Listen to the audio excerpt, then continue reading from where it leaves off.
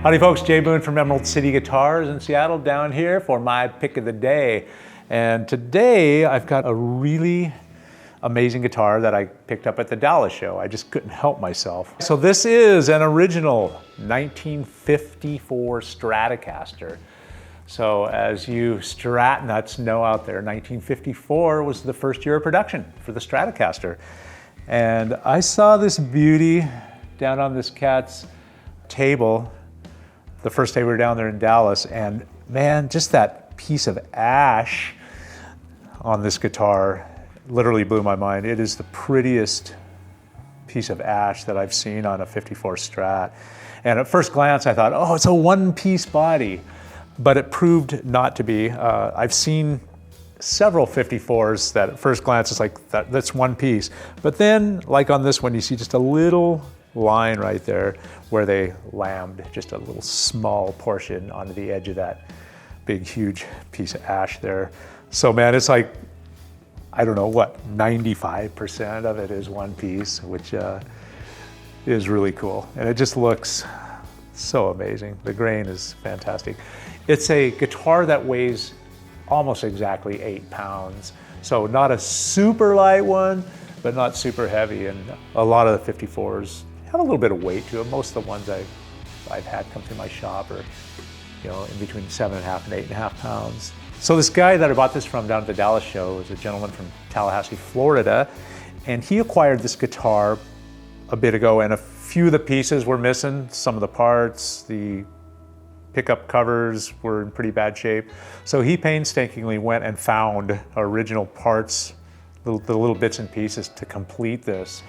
The only thing about this guitar that is worth mentioning is at one point someone had what I think were probably the 70s Fender F logo tuners on there, simply because underneath these original single line cloisons, there's a little pattern which matches those tuners.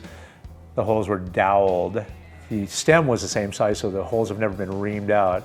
So it looks great. You can't see anything there, and obviously the grommets are right and nothing's been doinked with in the hole itself. So it looks great, came back to life.